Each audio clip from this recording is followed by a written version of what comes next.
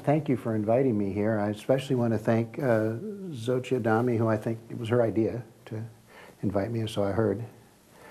Do I look like a Sufi? What do you think?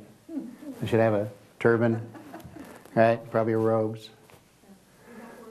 Yeah, yeah. I have a beard. Say cool things. You know, that's the image that people have of Sufism tends to be focused on what is fundamentally a cultural expression of the mystical path, right? Because Sufism is grounded in Persia, and some people say goes back as far as the Egyptian mystery schools and maybe even further back. And it immigrated or moved to India, and then came to the West in 1900s, I guess. So what you see as a Sufi, when you're studying Sufism, is a lot of what I think of as cultural expressions of an esoteric path. So that someone who is in Syria is going to express it in a particular way that's applicable to them. Or in Iran now. There's still Sufis in Iran. They're kind of underground, but they're there. And in Egypt, and in India, and Turkey, and now it's in the West. Came here in, the first proponent of Sufism was Hazrat Inayat Khan, who came here in 1910. Was my teacher's father, Pir Vilayat's father. And he was told by his teacher, Abu Hashim Madani, to study the world's religions. Everybody else that was a student of, or a follower of Abu Hashim Madani was Muslim, followed an Islamic path, but not Inayat Khan. He was given direct instruction to learn the world's religions and find a comparative basis to express the Sufi ideal through all paths.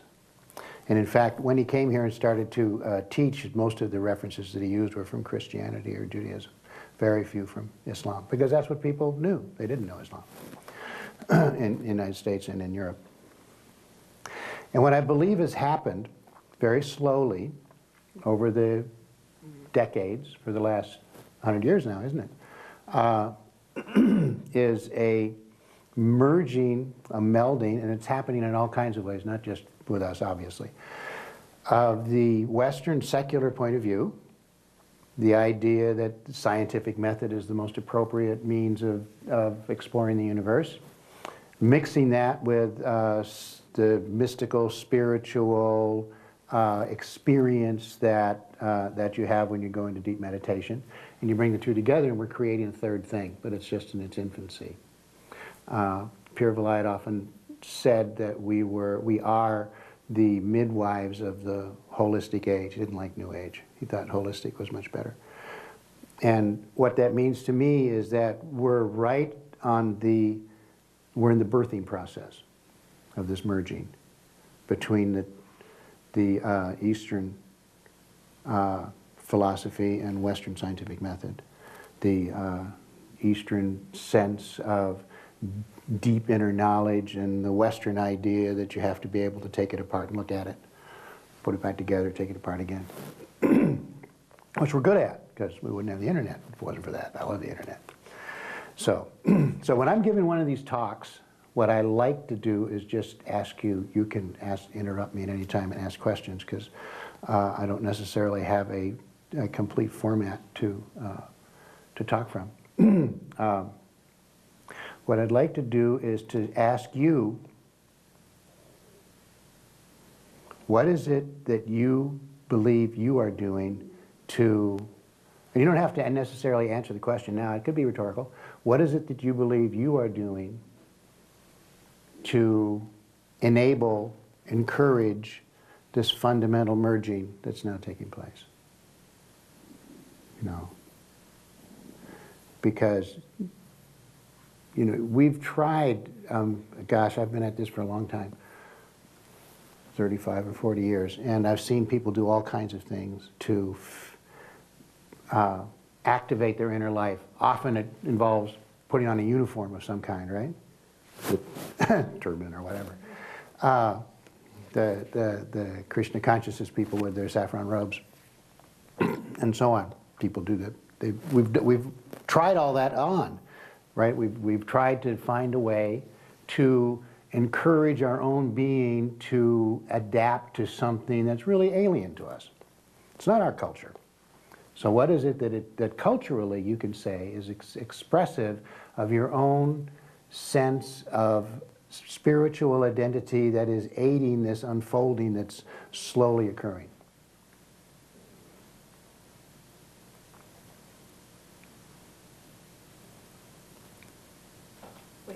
Go ahead. Wait a minute. Let me get the mic. Well, that you're here at the Theosophical Society, I think, for me personally, Theosophy encourages open-minded inquiry. So here we are, inviting you to speak. Right. So that's a start. That's it? Well, okay. That's a start. Okay. Yeah. Okay.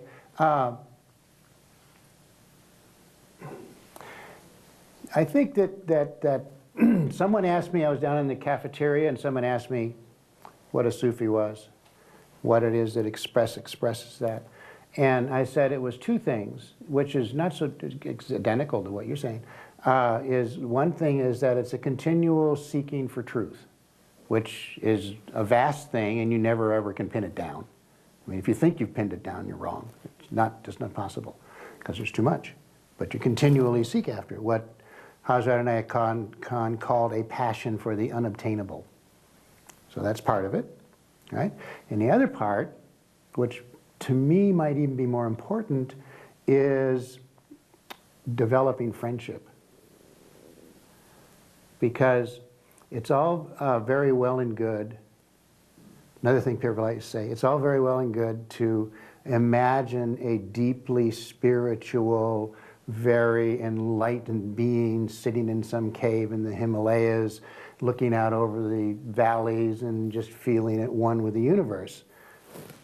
When it comes down to being in the middle of a traffic jam in Chicago, it's a whole different thing, right? That you're not so quite sure that you feel all that enlightened. But nevertheless, that's the task. Can you do it here? It's actually pretty easy to do it in a cave. Can you do it here? Can you feel all of the experiences that continually unfold in your being around you, as you know, the various annoying things that happen to you every day, the little, the little challenges that we all have? Can you continue to respond to them in a I want to say healthy way, but that's not quite right, in an appropriate way, while at the, and maintaining some kind of balance and calm state of affairs in your being. Excuse me. That's true. What I would think of as Sufism, or just as becoming who you really are. Yeah, just to continue the dialogue on this, that is so characteristic of Theosophy is the fact of bringing the scientific or exploratory attitude and merging it with one's spirituality. Right. And in fact, when I first encountered Theosophy, it was so rewarding because it freed me from a sort of feeling of necessity to follow a blind faith, and then to realize that I could explore with my mind whatever I could discover and then understand it in a mystical way. Absolutely. So what you really said is that it's all about your own personal experience, right? Okay, which can be challenging in and of itself. So what we're doing then is we are developing a pattern in our consciousness, in our subconscious really, that allows our being to express itself in an appropriate fashion regardless of what's going on around you, right? So that even when you're confronted with something disagreeable, oh, that's just disagreeable. That's God being disagreeable, which is really what's taking place. Can you imagine, you know, at the end of his life, Pir Vilayat stopped saying God and he started saying the universe. And I found that shift kind of interesting because the word God has a lot of baggage. You know, we have all kinds of stuff around it. However, whatever word you use, you know, Brahma or Vishnu or Yahweh or Allah or whatever word you use, they all have baggage, cultural expressions. If you say the universe as an intelligent entity, then that's a little different. You can almost feel that there's something there, because there is. You can look out at the sky at night and see the stars. You can see, you can go on the NASA site, you know, that wonderful website, Astronomy Picture of the Day, and see these magnificent photographs. All of the consciousness of creation. Can you then look out at that and recognize that you have the capacity to, at least in part, understand it? This is a very cool thing that I keep trying to remind people of. That, you know, I hear, oh, I feel so small and insignificant in the face of the universe. My gosh, we built the Hubble telescope. We're looking at it, you know? How cool is that? And this is just the beginning of what's possible for humanity. We're really in an infancy, a state of infancy, just beginning to understand who we are and how we do it. Okay, I wanted to talk about spirituality and how it is that in Sufism, which is really not so different from any esoteric school, we approach it. The first thing to understand about the approach of Sufism is that everyone is spiritual. People will often think that spirituality, or someone that has a very deep and powerful spiritual magnetism, has all kinds of special powers and intuition that you may not have, and they'll see into your soul and tell you your next step and those kind of things. That's all nice and well and good, but the truth is that true spirituality is very simply a very natural state. It's you in your most natural sense of being. It's not anything special at all. We'd like to think it is because we like to think we're special, but it's not. And that's okay, you can think you're special, but spirituality is not. It's the most natural state that you can experience. When you're in, and how do you know that you're doing it? When you're actually in a very deep and powerful spiritual state of spirituality, when you're relaxed. It's as simple as that. It all develops from repose. First with the body, and then with the mind, and then with the emotions, ultimately with the spirit. And someone, was it you? Was asked, we were talking about meditation. Oh, it was that young lady. We were talking about meditation and chanting and so on. You know the whole purpose of chanting?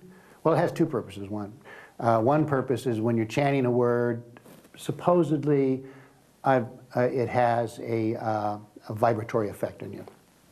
The actual syllables of the, you know, either Sanskrit or Aramaic. And that may or may not be true. I've never been quite sure about that. One thing that is true is it tires your mind out and you stop thinking.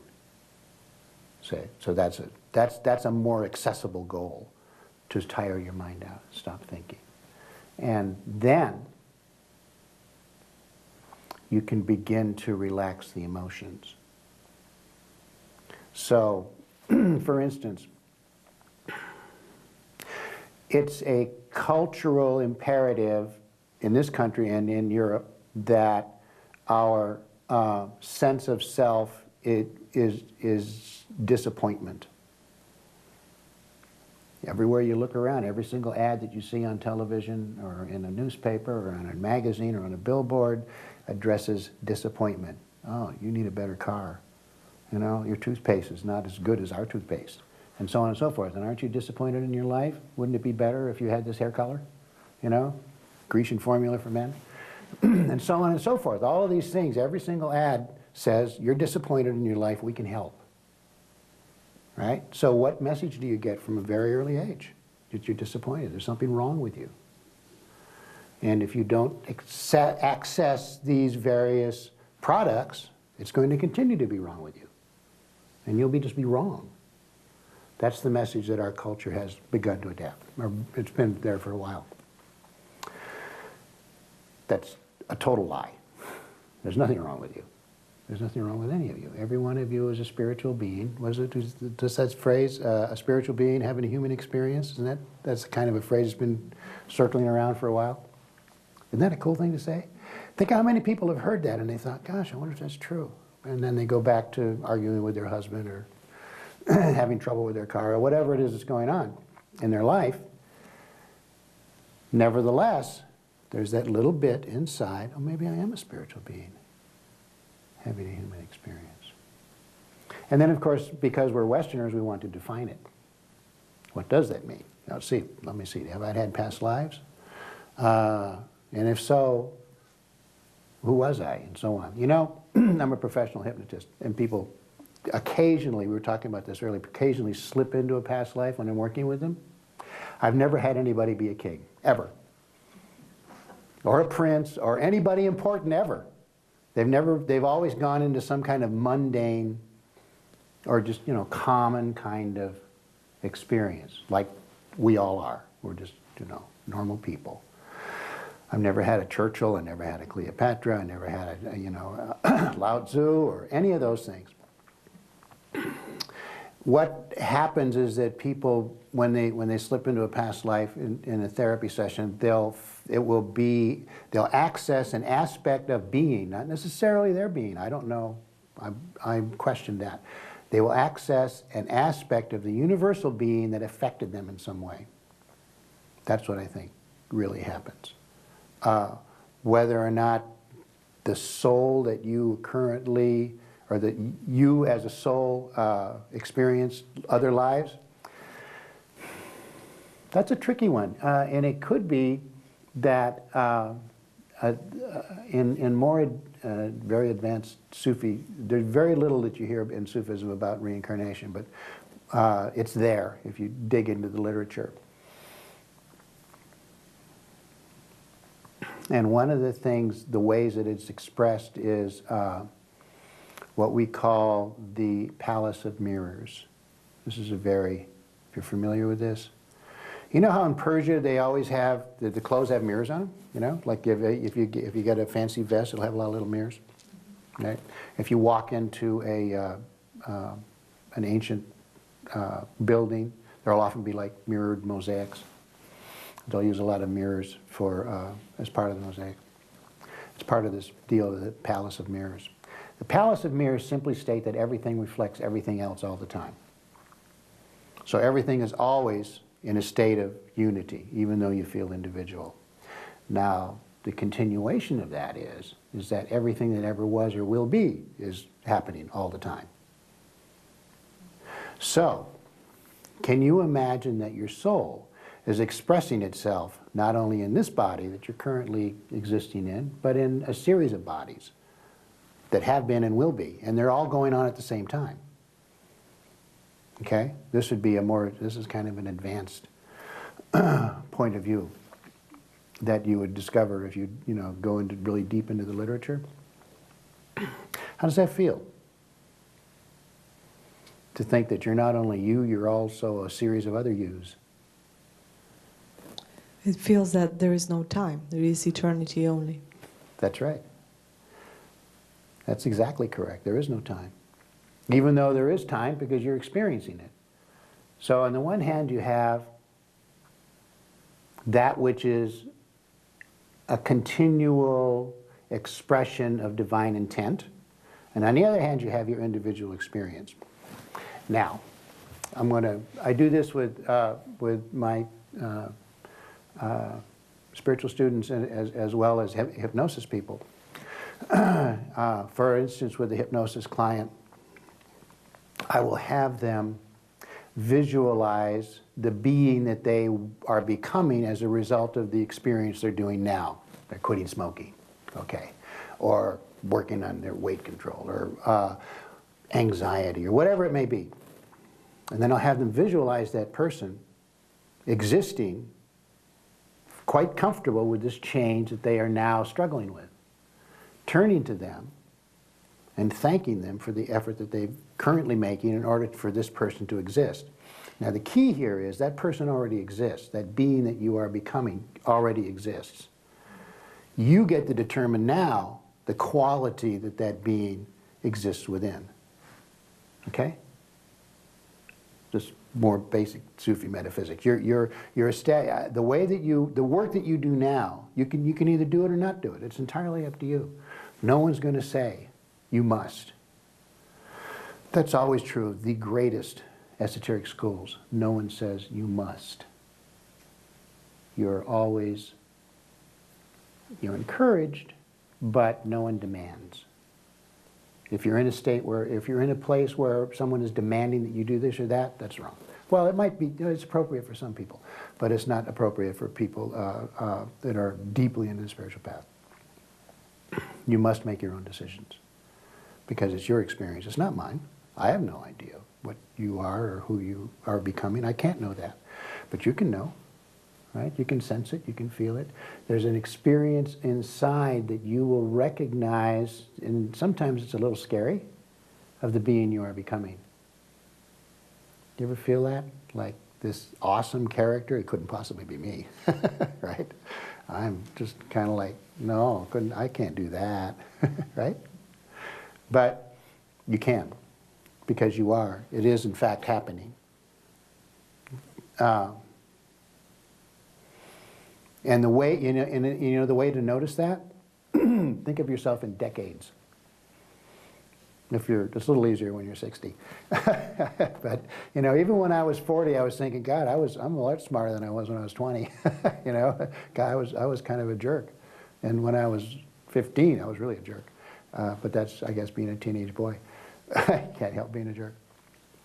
But then, in my book, for instance, I talk about what I think of as the embarrassment factor. I think I call it the Path of Embarrassment. Isn't that what it's called in the chapter? I've lost track.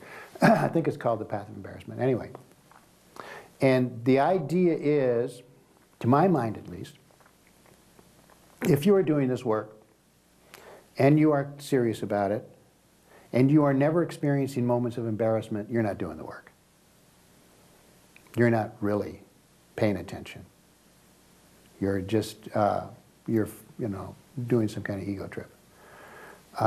Because spirituality will constantly challenge you to demand of yourself an excess of expression of inner power. And that's not from an egoistic point of view, not dominance, but power over yourself. Not dominating other people. Although that's a danger, often. You see people do it. So it's a very complicated and challenging world that we're living in right now. Because we're being asked to establish something brand new that's never been done before. And that is this meeting of science and spirit. Pierre Villatte was very excited about it. He used to get all excited about new physics, and my friend, who is a physicist, says he kept getting the science wrong, but it didn't seem to matter because his enthusiasm was so. Do you know who David Bohm was? Right? Him and Pierre Villatte and David Bohm were best friends. And he would get very, they were constantly, I used to watch them together, you know, when David Bohm was in New York. And they'd just get so excited to get a chance to actually be in the same room and have a conversation. And his experiments in the holistic universe, I think he's the one that actually coined the word, didn't he? Or the holographic universe, that's it, right, is exactly the experience of someone in a deep state of, I don't want to say meditation, because it's what meditation leads to, in a deep state of communion. Okay? Remember what I said a little while ago, that it's really about repose, relaxation, relaxing the mind, relaxing the body, relaxing the emotions. There's a point that you can attain when you get, I don't want to say attain, that's not right. It's more that it just happens. When you become utterly relaxed and there's no trace of you left, you're just sitting there, then the universe can recognize you. As long as you're sitting there with your idea of yourself and your insistence on being this or that, the universe has no access. Right? The intelligent universe, or what we call God, it doesn't. But if you can, once you get to a point, and it requires some discipline and practice, it doesn't happen overnight, although it can. That's the trick. But I wouldn't wish that on you. When you become totally, utterly in a state of repose, where you're just sitting there, then the universe can enter into you and look through your eyes. But not until. Okay? So it's not something that you can just kind of like go and, you know, go to the drugstore and pay for. Be nice. But I wanted to just mention something about it happening without any effort. There's a price that you pay. When you work up to it, what you're really doing in a lot of this work is you're retraining your personality. Okay? When you grow up in this culture, you have all kinds of buzzwords that are in your brain. You have attitudes that came from your family, the culture that you lived in, your genetic heritage. All of these things, you have to deal with. And then you very slowly, through meditation, your study, hopefully with some kind of spiritual guidance from somebody who's been at it a little longer, those kind of things, you very slowly retrain your personality to accept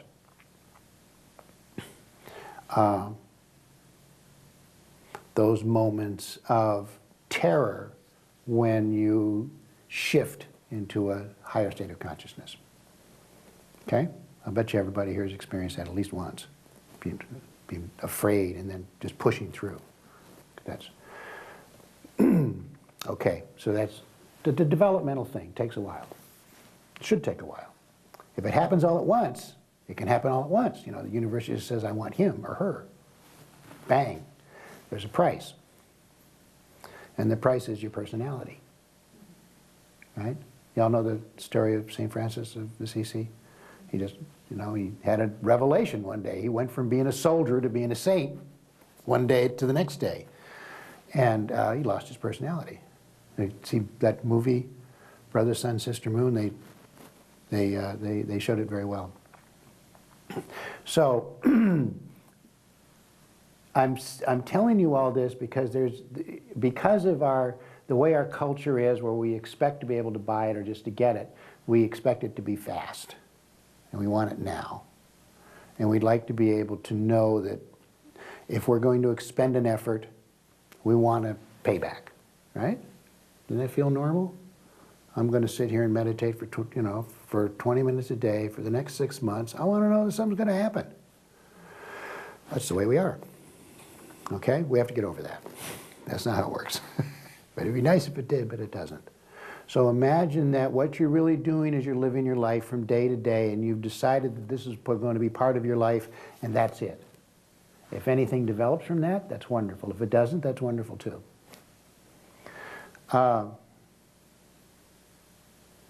In my book, there's 2 chapters that I devote to someone who was my best friend for many years, Michael Brain, who passed in '99. The second book, or the last chapter is about death, and I opened the chapter with an obituary that I wrote for him. And he was full of wonderful little tidbits and sayings. There was an American Murshid named Shamshir Borsh, who was a student of Hazrat Inayat Khan. He was in fact his translator and his secretary for a while. And he ended up living in California, and my friend Michael was his assistant. He was kind of, because he was an old guy, and he kind of drove him around and took care of him and things for a couple of years. And he told me an interesting thing about him. He said, Mr. Shamshir said, I've never had any experiences. None. No magnificent lights going off, no fireworks, no angels dancing in front of me. None of that. But the practices that I've done have made me what I am, which was an extremely insightful, brilliant man. He was an engineer, and what he did for a living was he designed nuclear torpedoes for the Navy. Right? And Michael asked him, why are you doing that? You're a Sufi sheikh, for goodness sakes. And he says, well, who better than me? You think these will ever be used? They work. So it's not always what it seems. Right? There's always a subtext and a subtext and a subtext. What Pir Vilayat used to call the cause within the cause within the cause, that underlies, underpins who we think we are. So imagine for a moment that who you think you are is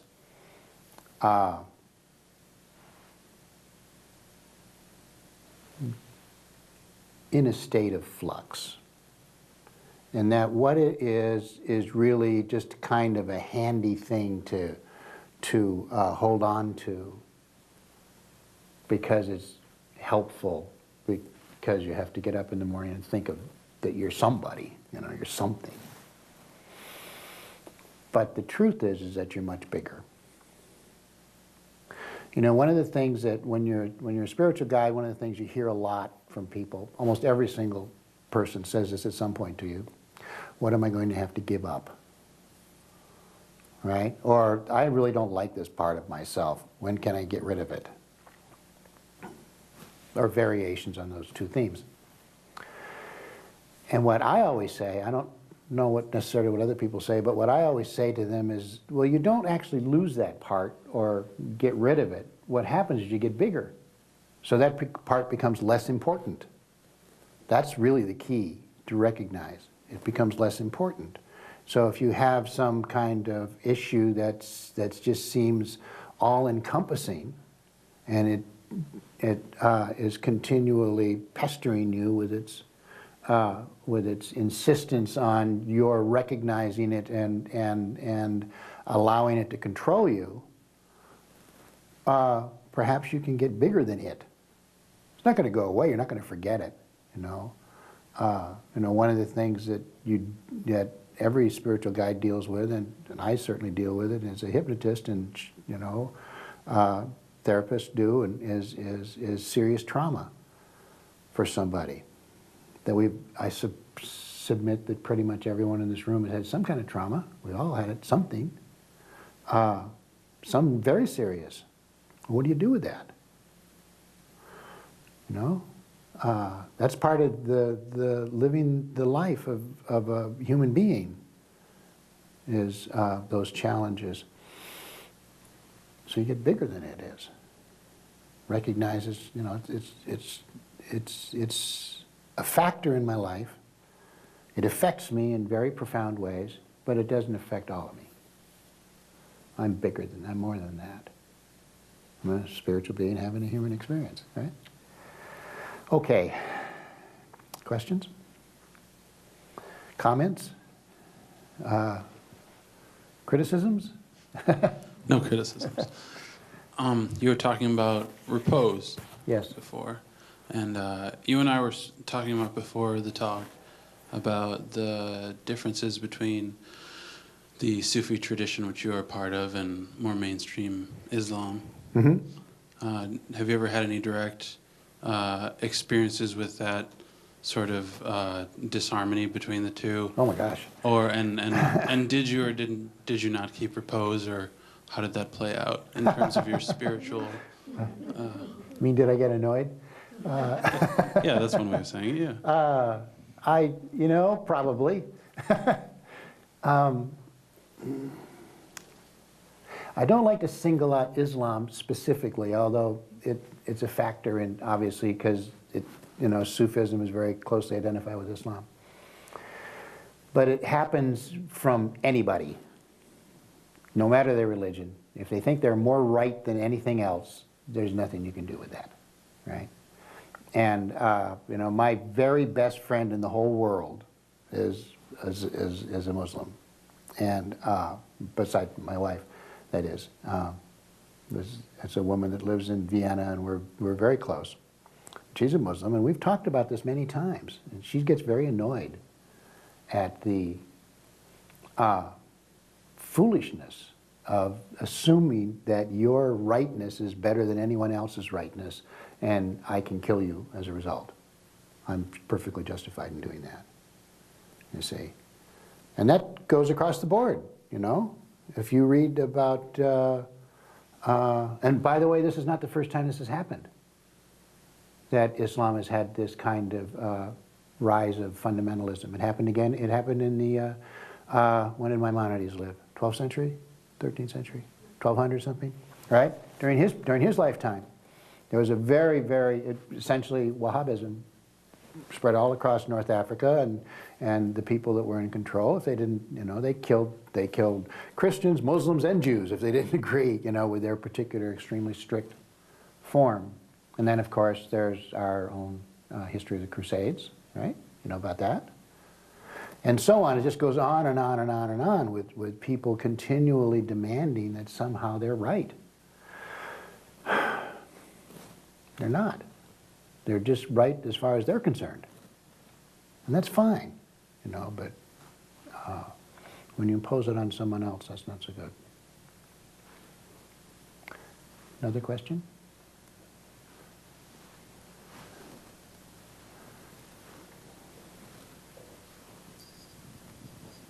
We have one from the internet. Oh, cool.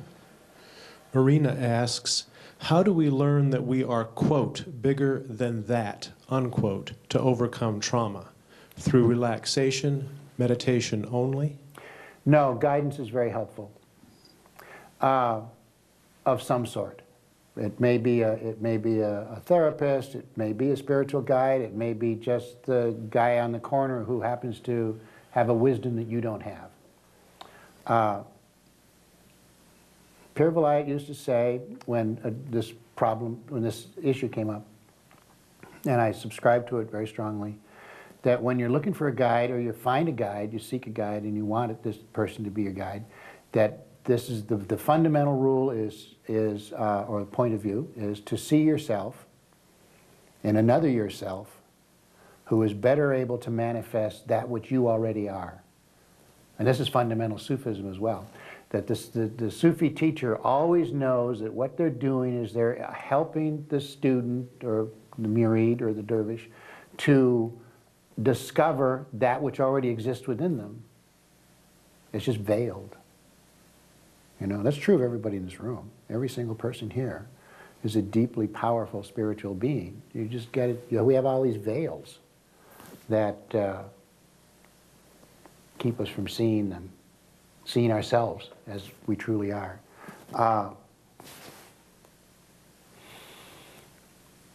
Imagining that it is so is a beginning to allow yourself to have the courage to unveil it is the path to follow. There are three factors that are necessary following a spiritual path. You cannot get away without these three factors. One is courage, I already mentioned. One is discipline, actually doing it, right? Doing the practices, or whatever it is that is recommended to you. And the third one is patience. Letting it happen in its own time. Do not think you could push this process, because you cannot. You can encourage it.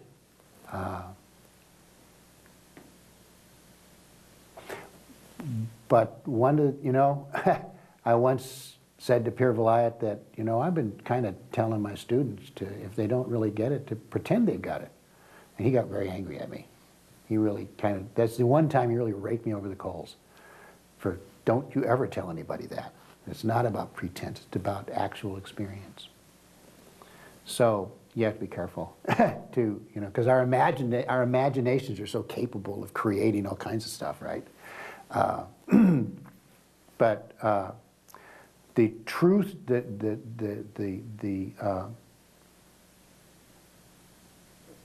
evidence of your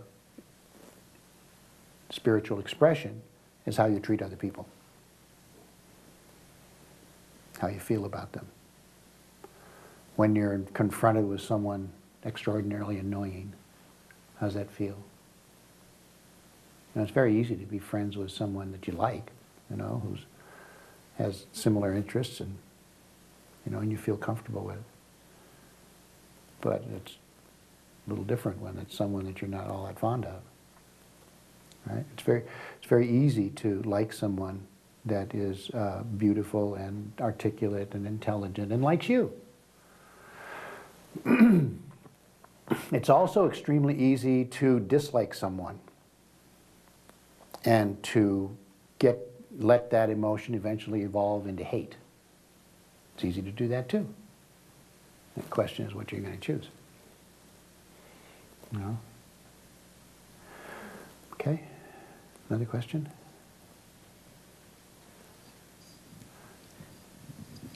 You talked about repetition of a phrase or some discipline like that would be useful in spiritual practice. Is that called dhikr? Is that the right word? Right, dhikr. Okay. And I understand that can be vocalized or silent. Right. Is that correct? What are Sufis reciting when they're doing this? Everybody's different. Every single person gets different practices. It's all, geared to that individual. There are also practices that are common, like the most common is La ilaha illallah, which is nothing exists except God, which is basic statement in the Quran. It's also one of those statements that becomes it takes a lot of thought. What are you saying? Nothing exists except God, and here I am as an individual person making this statement. How it's kind of like arrogant, isn't it? So you work on that. It becomes, and but most people have their own practices that are assigned to them by their guide. And is the purpose to? It sounded like what you were mentioning before, that the purpose was to make the mind essentially blank out. That's one of the purposes. It's twofold, really. One is the getting the mind to be bored, exactly. And I'll tell you about my own experience in that regard. And the other is that these practices actually do have an effect on you. Here's the caution. You should never ever do a practice that you assign to yourself. Ever. Because it's like a doctor should never administer to himself. It's the same thing, exactly the same thing. Because you're not going to be detached enough to say, okay, this is what you should do. That said, the practices have an effect in a couple of ways. One is the vibration of the syllables, the actual words themselves, the sounds that you're making. The other is what the word represents in terms of the divine attributes, divine intent. And the third, and maybe the more important part of this, is how your intent in repeating the phrase or the word, whatever it is. For instance, there's a very common practice of Yahai Yahak. Hai is life, and Hak is truth. So if you're going Yahai Yahak, Yahai Yahak, Yahai Yahak, imagine what you're saying there. You're thinking, I'm expressing life itself, and I'm definitely expressing the truth. Do you suppose that's going to have an effect on your being? Probably be embarrassing, huh? Yeah. Should be, if that happens, if you start experiencing the truth. Okay? What does Sufism say about the place of the woman in society? Oh gosh. That's the first time I've had that question. But thank you for asking.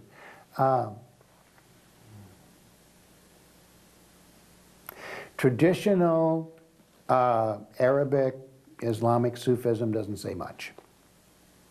There's a couple of female saints in the pantheon. Rabia al-Alawi is probably the most famous.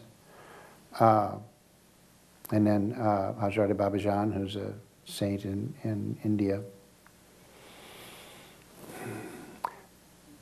But it's always been well known, because it's cultural, of course. In Islamic countries, there's a separation. Not in our order. The order I belong to, it's totally mixed.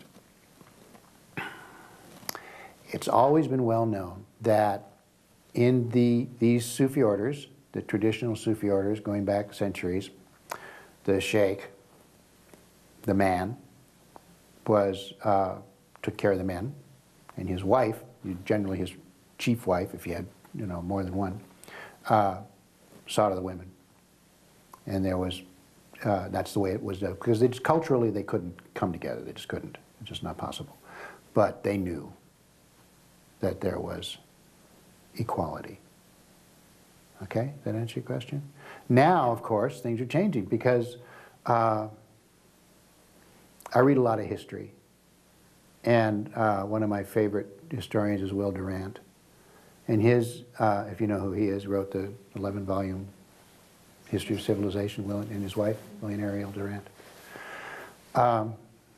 And his basic statement about the female role in history is that they've always been chattel until now. We like to think that somehow primitive cultures weren't subject to that. The big strong man goes off into the woods and kills an antelope and brings it back, dumps it, then he's done. It was the women that did all the rest of the work, right? So that's always been the case until now. This age it's changing, and that's why there's such an incredible struggle. Men don't know what to do. Totally confused. We have no clue. And women are not so sure either. I mean, I've had this conversation with many. You know what? The interesting thing is, of the people that I guide, 95% of them are women. Very few men are in these. In any spiritual organization, I'll bet it's true here, about 75% of the people here are women, right? Isn't that true? Yeah. That's the way it is in almost all spiritual groups. So what's that tell you? Who's in charge? So I was at the Delta Airport, Delta Terminal in Kennedy. You guys ever been to the Delta Terminal in Kennedy? It is probably the single worst terminal. I'm saying this on, it's a terrible place. Whoever designed it, wow. It's just really just hard to navigate. But anyway, I took Paraglide to the airport. He always flew Delta for some reason. I think he had miles or something. And we went into the wrong section. And, you know, and taking him to the airport was always a trip because his bags were like, you know, books mostly, a few clothes. And so we had to walk through this tunnel, this long tunnel, to get to the international section. And we're walking along. And I finally said, you know, Pirulite, I've been thinking about this whole thing, and it seems to me that in the coming age there's going to be a much, you know, equality between the sexes, and there's going to be a much deeper balance. And he just got this disgusted look on his face. He says, no, it's going to be a matriarchy. You know, you have to understand that Pierre Vilayet was like, he was a British officer, right? So he had that whole, and plus he was raised by these, you know, Muslim uncles. So, you know, he had that, but he, you know, so for him to admit that, to say that was, you know, pretty profound, I thought. And so I've always liked that idea. So, and what that means to me, not that you guys are going to be in charge. What it means to me is that what we're doing in this new age, this holistic, or the holistic age that's unfolding, right, as a result of the combination of spiritual and the secular, we're creating a horizontal experience of life rather than vertical. Okay? It's been vertical, you know, patriarchy for forever. I'm in charge and do what I say. I'm the boss. I'm the man of the house, all that nonsense. And what's unfolding now is a much more horizontal way of, that's why men are so confused. They don't know how to do that, right? You know, we're used to pecking order. You know, do you know why people recite sports scores? So they can, you know, I know more scores than you do, right? Pecking order, right? In any given group. It's what we do as human beings. We just do it. And women don't necessarily do that. I suppose some women do. I know, I've heard women recite sports scores. But mostly you don't, right? And so it's a matter of getting used to this way of feeling that it's okay for other individuals to have their opinions. Okay, that's enough said about that. Another question? I have another question. Okay. In your book, you talk about solitary retreat you once went on. Yeah? You go into a little bit of depth on that. My question is that a common experience in the Sufism path? And yes. Approximately when do they know that you're ready for something like that? Okay. That's about 4 questions. Oh. Let's see how I can do. Thank you for bringing up the retreat, because I wanted to mention something about it, about doing practices. Generally, when I have a new murid, student, I will just kind of feel how comfortable they are with the idea. They'll do a 2 or 3 day retreat by yourself. And almost everyone says, by myself? Nobody around? And it's a matter of training yourself to do it. So traditionally, the way it works is you do 2 or 3 days initially, and you do 3 or 4 of those, maybe 6 months apart. And then when it seems like you're ready to do it, you do a couple of 6-day retreats by yourself in a room. You're taken care of, understand. The idea is you're sitting there in this room, or in a tent sometimes, in a cave if you're lucky, and you've withdrawn from your support system all the stuff that you have around you that tells you who you are, your books, your friends, your television, your computer, your cell phone, your car, your job, and all of that stuff is not there. And that's confusing enough to the mind. It's like, and so that's the purpose, at least in part. And then you kind of slowly advance through these. Traditionally, it's 3 days for a few, then 6 days for a few, and then a couple of 10-day retreats, then the 15, 21, 30, and 40. 40 is the max. That's the normal retreat for someone who's going to be a sheikh or a pir, is to do 40 days. You'll notice that comes up a lot in all kinds of religions, 40 days, right? Okay. The reason I wanted to say thank you for that, because I wanted to bring up this whole thing about doing a practice that's assigned to you in order to develop some quality or have something expand. Well, I was on this retreat that I wrote about in the book. I was sitting there one day and I was doing this practice that I would never do.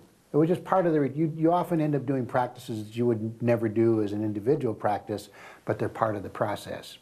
And I was doing a practice that would never be assigned to me. It would be never given me.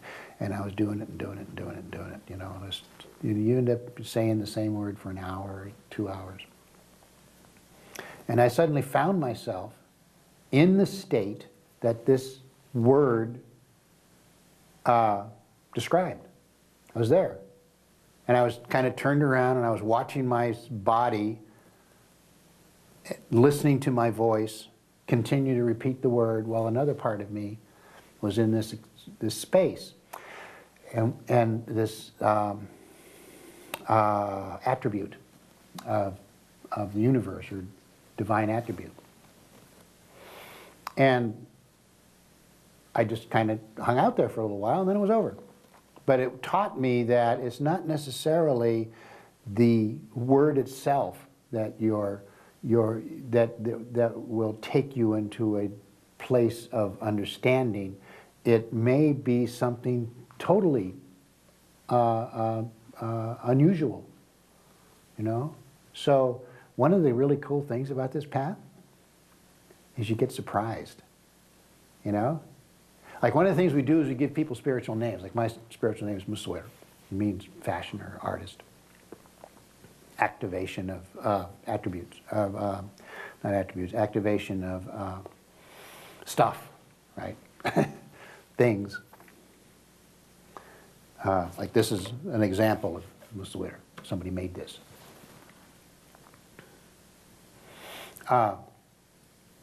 So, people that I initiate will ask me to give them a name. And that's always a challenge. But I always know it's the right name when it's a surprise, especially if I don't know what it means. If some word comes out of the blue and then I look it up. Say, oh, that's exactly perfect for this person. So that happens, right? That you get these surprises, these wonderful surprises. And that's when you know you're doing good, when you get surprised. Okay? If you always know what you're doing and where you're going and how it's going to turn out, you're not doing the work.